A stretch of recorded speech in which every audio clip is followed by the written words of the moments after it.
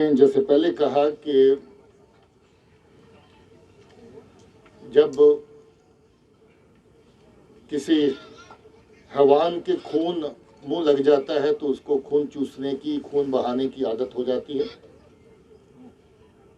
ये ऐसी ऑर्गेनाइजेशंस हैं जिनका जिक्र हम कर रहे हैं जो पिछले 25-30 सालों में खून बहाने का, कश्मीरियों का खून बहाने का इन्होंने ठेका ले रखा है। इनके पीछे इनके आका बैठे होते हैं, चाहे वो आईएसआई की तरफ से हों, चाहे फिर बाकी लोग जो जम्मू कश्मीर में दहशतगर्दी को जिंदा रखने और इसको चलाने के काम में लगे हों। ये टीआरएफ, जिसको मैंने कहा कि ये माउथ पीस है, जिसको मैंने कहा कि ये कमरेला के माफक है, कोई भी दहशतगर्दी की कार्रवाई जिसको आप सरहद पार से अंजाम दिलवाते हैं उसको बाद में उन करने के लिए आप टीआरएफ का नाम सामने लाते हैं, जबकि असल में वो कार्रवाई लश्कर या उसके साथ जुड़े हुए लोग, जैश या उसके साथ जुड़े हुए लोग करते हैं। हम लोग इस तरह के बहुत सारे मॉड्यूल्स, बहुत सारे नेक्सस उनको बेनकाब कर चुके हैं। काफ़ी सारे केसेस इस वक्त हमारे जेरे तफ्तीश हैं, कुछ केसेस हम चलान भी कर चुके हैं जहां आर पार के इस तरह के लिंकेज पूरी तरह इस्टेब्लिश होते हैं, जहां से बिल्कुल साफ जाहिर होता है कि लश्कर और जैश किस तरीके से दहशतगर्दी की कार्रवाइयाँ जहां पर अंजाम देने में शामिल रहती है। मैंने कहा कि उन करने के लिए जैश और लश्कर का नाम इस्तेमाल करना शायद ठीक नहीं है, इसलिए टीआरएफ का नाम उसमें आता है।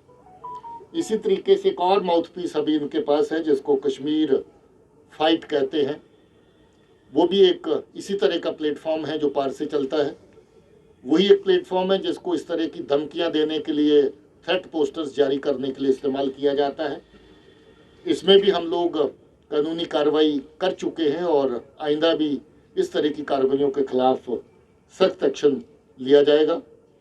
जो आपने थ्रेट का सिलसिला कहा, मैंने कहा ये एक दहशत को जिंदा रखने का, फियर फैक्टर को जिंदा रखने का और एक तरीका है, क्योंकि ऐसी धमकी आप देते हैं, कहीं ना कोई ऐसा वाक़ात ज़मीन पे भी पेश आता है जहां पर किसी मिनॉरिटी ग्रुप के मेंबर को या नॉन लोकल लेबरर को, जिसको अलग अलग तरह के नाम दे करके उनको टारगेट किया जाता है। सेटलर है जम्मू कश्मीर में, अपना ही रहने वाला वो जहाँ पर सेटलर हो गया, ये फैसला करेंगे पाकिस्तान में बैठ करके ये लोग। इसलिए इस तरह की वो गलत नरेशन जो है पहले पैदा करते हैं जिससे इस तरह की कार्रवाइयों को जस्टिफाई किया जाए। बाहर से आके मजदूर अगर आपके बाग बगीचे में काम करता है, कश्मीर में लोगों के कारोबार में मदद करता है, वो सेटलर कैसे हो गया? उसके शायद पास, बेचारे के पास शायद एक कमरे का रहने का ढंग का कोई कहीं कहीं इंतजाम भी नहीं होता है।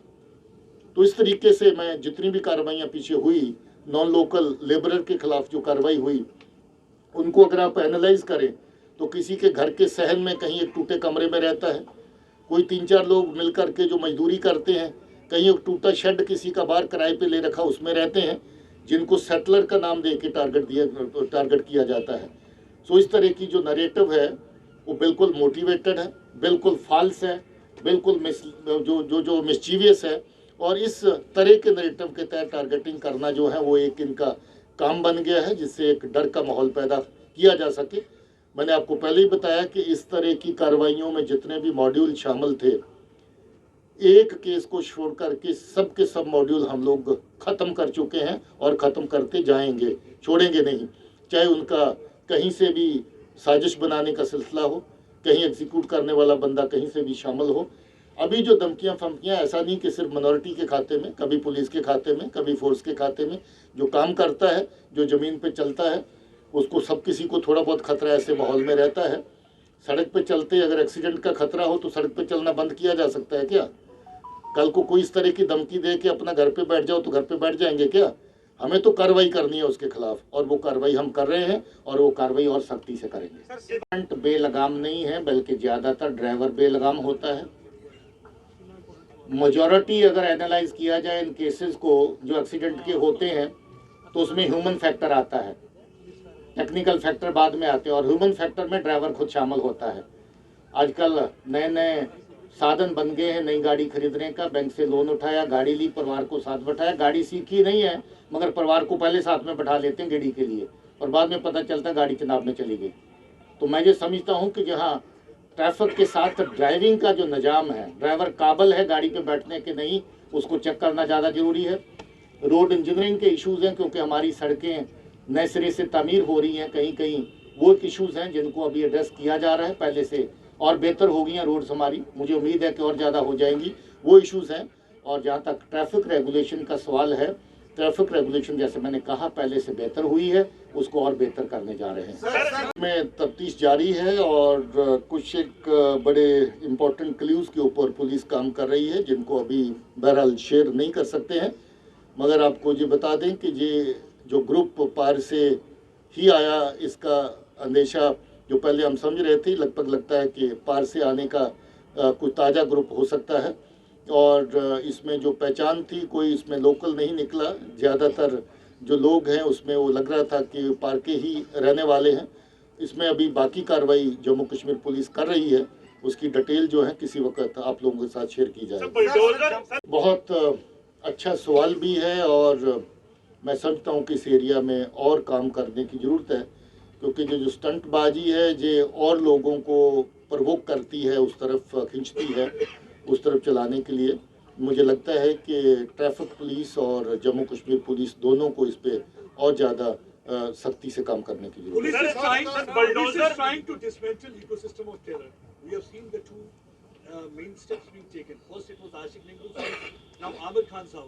When it will be Sayyid Salahuddin's house? Day is not very far. And the second question is Sayyid Salahuddin is India's most wanted, and he continues to bleed India 1,000 cuts even after so many years. Any efforts being made to get back Sayyid Salahuddin? Got in touch with Interpol to get back Sayyid Salahuddin, Ashik Nehru, Amir Khan, and many other, like 100 of those Kashmiri terrorists who are sitting in the lap of ISI and continue to target Kashmiris and kill them. See, many of them were earlier sitting in Pakistan and carrying on terrorist activities, but they were not brought into the ambit of certain legal provisions wherein you could take strict action against them. Now, many of them, rather most of them, their dossiers have been prepared. Most of them have been notified as individual terrorists, and as individual terrorists, further action against them will follow. सवाल के पहले हिस्से पे जितना कह दिया उतना काफ़ी है। दूसरा हिस्सा 26 जनवरी के लिए पूरी तरह की तैयारी हमारी है, जम्मू और कश्मीर दोनों तरफ, और ये दोनों ही आने वाली इवेंट्स हमारे लिए बहुत महत्वपूर्ण इवेंट्स हैं और इनको बहुत अच्छे से कनेक्ट किया।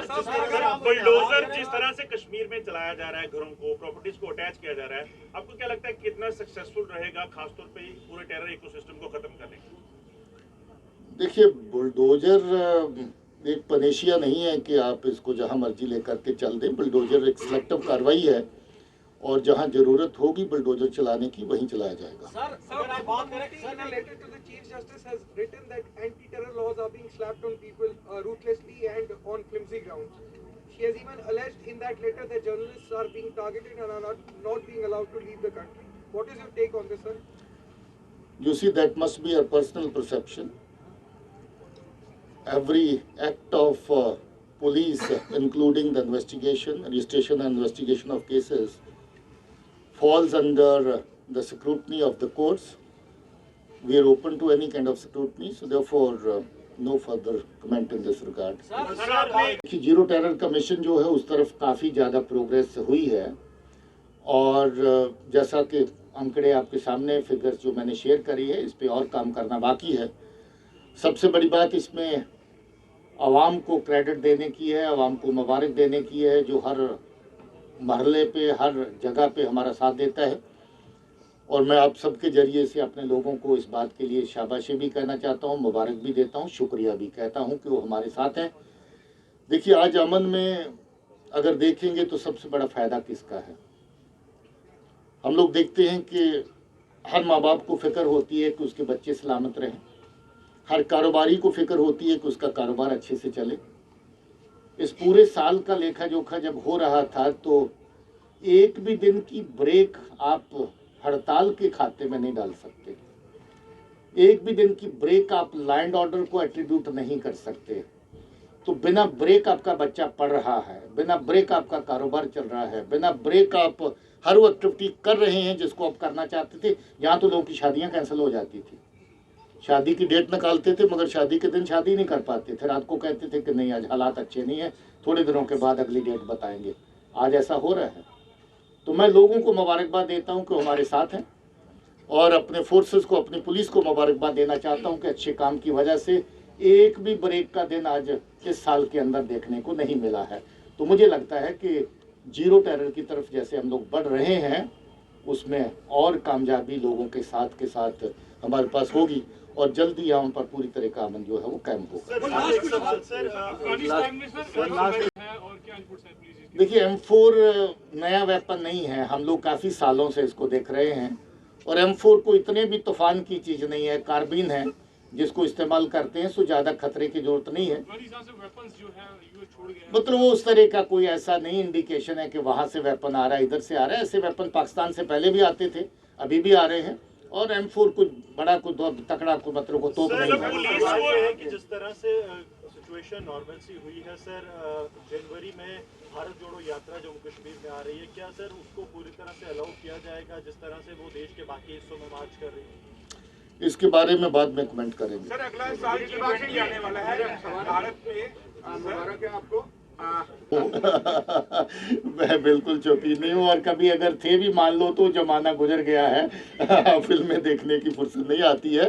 बट बहरहाल आपका सवाल बड़ा अच्छा है, आपके जिस फीलिंग्स के साथ आपने जो सवाल रखा है, मुझे लगता है कि अथॉरिटीज़ ऐसा चाहती हैं कि एक अच्छी फिल्म जम्मू कश्मीर पुलिस पे बने और मुझे लगता है कि जल्दी ऐसा कुछ ना कुछ पब्लिक प्लेटफॉर्म पे अवेलेबल होगा। मेरे ख्याल में आप सबका बहुत बहुत आप वो उधर जाके वो वहाँ देखिए, जो जम्मू कश्मीर के लोगों के लिए फ़ख्र की बात है कि जहाँ पर G20 का जो है वो कोई ना कोई इवेंट ऑर्गेनाइज करने का प्लान है, उसके लिए सब जितनी भी जरूरी चीज़ें हैं इंक्लूडिंग सिक्योरिटी, उसका इंतजाम किया जाएगा। बहुत बहुत शुक्रिया।